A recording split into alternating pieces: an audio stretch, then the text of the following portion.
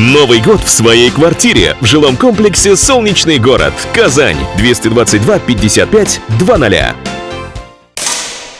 Оружие в руках, на горизонте мишень. Айгуль Хабибуллина воспитывалась в спортивной семье. Поэтому сложности пулевой стрельбы ее не беспокоят. Хотя в процессе подготовки и тренировок бывает всякое. Сначала мы стоим без костюма, потом мы стоим с костюмом. Тренировка длится примерно 3 часа.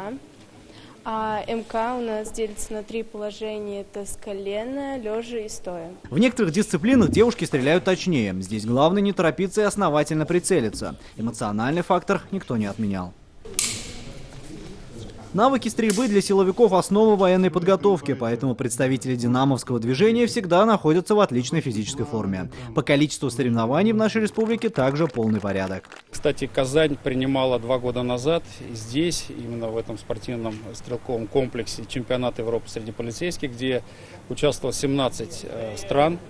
И команда России, составленная из спортсменов общества «Динамо», завоевала тогда 1-е место. Турнир завершится 7 сентября. По итогам чемпионата определятся участники нашей сборной в команду силовых структур России по пулевой стрельбе.